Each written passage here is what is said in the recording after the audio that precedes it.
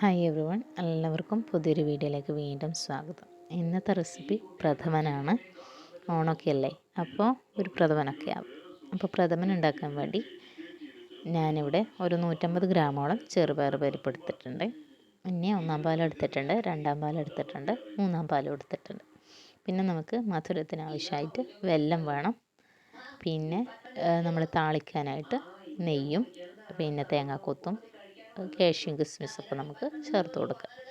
പിന്നെ നമ്മൾ ഫ്ലേവറിന് ആവശ്യമായിട്ട് ഏലക്കപ്പൊടിയും ചുക്കുപൊടിയും ജീരകപ്പൊടിയും ഒക്കെ നമുക്ക് ചേർത്ത് കൊടുക്കുക. ഇഷ്ടമുണ്ടെങ്കിൽ മാത്രം ചേർത്ത് കൊടുക്കുക കേട്ടോ. ഇഷ്ടമില്ലെങ്കിൽ സ്കിപ്പ് ചെയ്യുക. ഏലക്കപ്പൊടി മാത്രം ചേർത്ത് കൊടുത്താൽ മതി. അപ്പോൾ നമുക്ക് ആദ്യം ഈ പരിപ്പൊന്ന് റോസ്റ്റ് ചെയ്തെടുക്കുക. ഒരുപാടങ്ങ് റോസ്റ്റാണ്, ചെറിയ രീതിയിൽ റോസ്റ്റ് ചെയ്തെടുക്കുക. കണ്ടില്ലേ, ഇപ്പോൾ റോസ്റ്റ് ആകുമ്പോൾ അതിൽ നിന്നൊരു എണ്ണ ഇങ്ങനെ തെളിഞ്ഞ് വരുന്നതായിട്ട് നമുക്ക് തോന്നും. അപ്പോൾ ഈ ഒരു പരുവത്തിൽ റോസ്റ്റ് ചെയ്തെടുക്കുക. എന്നിട്ട് നമുക്ക് തണിഞ്ഞിട്ടാകുമ്പോൾ നമ്മളൊന്ന് കഴുകി വൃത്തിയാക്കി എടുത്തിട്ട് കുക്കറിലിട്ട് കൊടുക്കുക. പിന്നെ ഇനി നമുക്ക് ആ 3-ാം പാലും ആഡ് ചെയ്ത് കൊടുക്കാം. അതിന് കൂടെ കുറച്ചും കൂടി വെള്ളം ഞാൻ ചേർത്തിട്ടുണ്ടായിരുന്നു. പരിപ്പിൻ്റെ മുകളിൽ നന്നായിട്ട് കവർ ചെയ്യുന്ന രീതിയിൽ വെള്ളം ചേർത്ത് കൊടുക്കുക കേട്ടോ. അപ്പോൾ കൂടിയ കുഴപ്പമില്ല, കുറഞ്ഞാൽ അടി പിടിക്കാൻ ചാൻസ് ഉണ്ട്. ഹൈ ഫ്ലെയിമിൽ ഒരു 5 വിസിലോളം കൊടുക്കുന്നുണ്ട്. പിന്നെ ഈ സമയം നമ്മൾ ശർക്കര ഉരുക്കിയെടുക്കുക. നമ്മൾ പരിപ്പ് അടുപ്പിൽ വെച്ചാൽ നമുക്ക് ശർക്കര അടുപ്പിൽ ഉരുക്കിയെടുക്കുക. അപ്പോൾ പരിപ്പ് വീഴുമ്പോഴത്തേക്ക് എന്താകും, നമ്മൾ ശർക്കര റെഡി ആയിട്ടുണ്ട്, ഉരുക്കിയിട്ട് റെഡി ആയിട്ടുണ്ട്. അപ്പോൾ നമ്മൾ ബാലൻസ് ചെയ്താൽ എല്ലാം ഓക്കെയാണ്. അപ്പോൾ 5 വിസിൽ ഞാൻ കൊടുത്തിട്ടുണ്ട്. 5 വിസിൽ കൊടുത്തിട്ട് പിന്നെ ആ പ്രഷറൊന്ന് പോകാൻ വേണ്ടി നമ്മൾ വെയിറ്റ് ചെയ്യണം. എന്നിട്ട് വേണം നമ്മൾ കുക്കറിൻ്റെ അടപ്പൊന്ന് തുറക്കാൻ. അപ്പോൾ ഞാൻ ഇവിടെ തുറക്കുന്നുണ്ട്. കണ്ടില്ലേ, പരിപ്പൊക്കെ നന്നായിട്ട് വെന്ത് വന്നിട്ടുണ്ട്. ഇനി നമ്മൾ ഉരുളിയിലേക്ക് മാറ്റുന്നുണ്ട് ഈ പരിപ്പ് കേട്ടോ. കാരണം പായസം ഉണ്ടാക്കിയപ്പോൾ ഒരു വായുവട്ടമുള്ളൊരു പാത്രമാണ് നല്ലത്. അപ്പോൾ ഉരുളിയാണ് ഏറ്റവും ബെസ്റ്റ്. എനിക്കിഷ്ടം ഉരുളി തന്നെയാണ് കേട്ടോ. അപ്പോൾ ഉരുളിയിലേക്കൊന്ന് മാറ്റി കൊടുക്കുന്നുണ്ട്.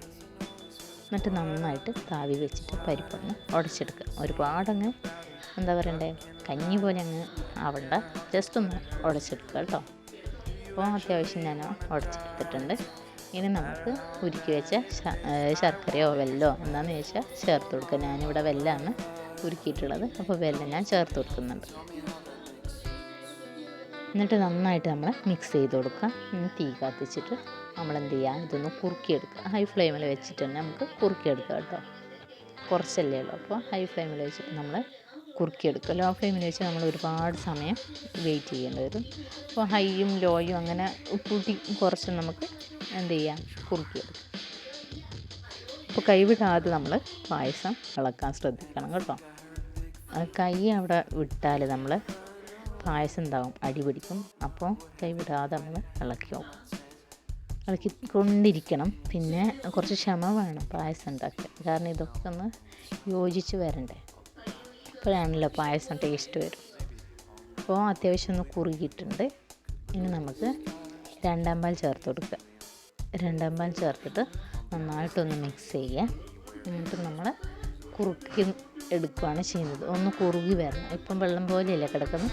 ഈ 2-ാം പാലും ഇതിലിങ്ങനെ യോജിച്ച് ഇളക്കി ഒന്ന് കുറുകി വരണം. കുറച്ച് സമയമെടുക്കും, എന്നാലും നമുക്ക് സ്വാദോടെ കഴിക്കാം.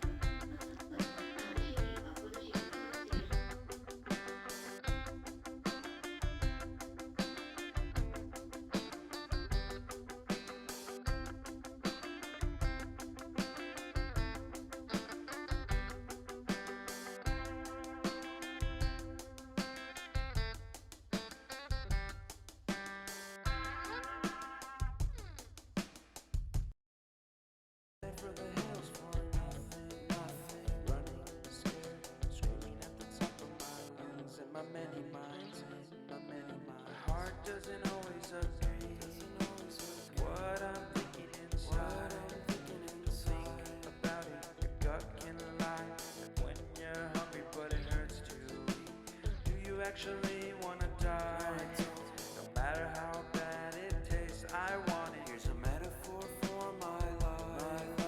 I'm eating McDonald's to get healthy. Tell me how that makes sense.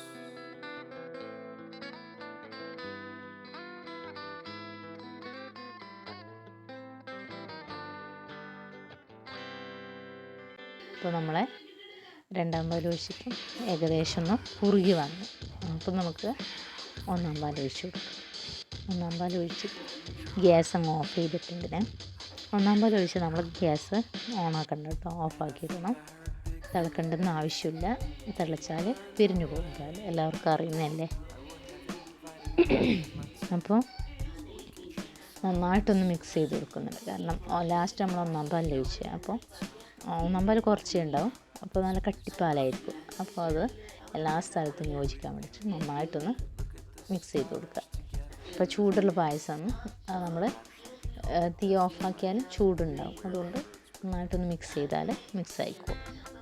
അപ്പോൾ നമ്മുടെ പായസം ഇവിടെ റെഡി ആയിട്ടുണ്ട്. അപ്പോൾ ഫ്ലേവറിന് വേണ്ടി നമ്മൾ ഏലക്കപ്പൊടി ചേർക്കുന്നുണ്ട്. അപ്പോൾ നിങ്ങൾക്ക് ഇഷ്ടമുണ്ടെങ്കിൽ ചുക്ക് പൊടി ചേർത്ത് കൊടുക്കാം, ജീരകപ്പൊടിയും ചേർത്ത് കൊടുക്കാം. അപ്പോൾ ഞാൻ ചുക്ക് പൊടിയൊന്നും ചേർക്കുന്നില്ല, എൻ്റെ കയ്യിലില്ല, അതുകൊണ്ടാണ് ഞാൻ ചേർക്കാതെ. എനിക്കിഷ്ടമാണ്, പക്ഷേങ്കിൽ എൻ്റെ കയ്യിലില്ലാത്തതുകൊണ്ട് ഞാൻ ചേർത്തിട്ടില്ല. അപ്പോൾ ഏലക്കപ്പൊടി ചേർത്തിട്ടുണ്ട്. പിന്നെ ഒന്നുകൂടി ടേസ്റ്റ് കൂടെ നമുക്ക് കദളിപ്പഴം ചേർത്ത് കൊടുക്കാം.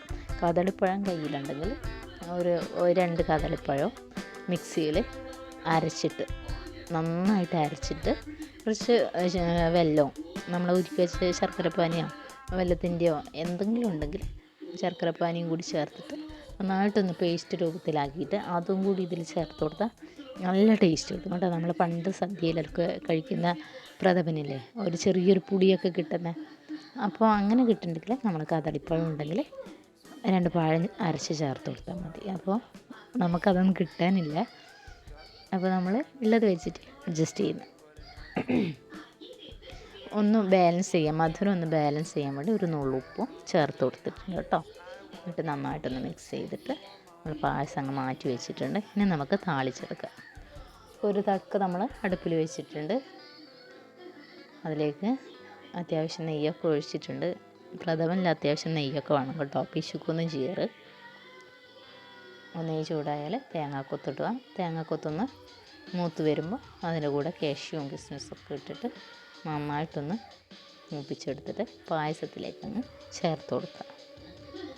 എന്നിട്ട് നന്നായിട്ടൊന്ന് മിക്സ് ചെയ്ത് കൊടുക്കുക. ഇതേ നമ്മൾ പായസം ഇവിടെ റെഡിയായി. ഈ ഒരു കൺസിസ്റ്റൻസി വേണം പ്രഥമന് കേട്ടോ. ഒരുപാട് വെള്ളം പോലെ ആകാനും പാടില്ല, ഒരുപാട് കട്ടിയാകാനും പാടില്ല. അപ്പോൾ പായസം ഒന്ന് തണുക്കുമ്പോൾ എന്ത് ചെയ്യും, ഒന്നുകൂടി ഒന്ന് കുറുകും. അപ്പോൾ നമുക്ക് ഗ്ലാസ്സിലെടുത്ത് കറക്റ്റ് ഒഴിച്ച് കുടിക്കേണ്ട ആ ഒരു പ്രഥമൻ്റെ ഒരു സ്ട്രക്ചറിൽ നമുക്ക് കിട്ടും. അപ്പോൾ ഒരുപാട് വെള്ളം പോലെ ആറ്, ഒരുപാട് കട്ടിയായി, അതിൻ്റെ ഇടയിലുള്ള ഒരു രീതിയിൽ നമ്മൾ എന്ത് ചെയ്യണം, പായസം എപ്പോഴും ഓഫ് ചെയ്യണം. ആ ഒരു രീതിയിൽ വേണം നമ്മൾ പായസം വാങ്ങാൻ.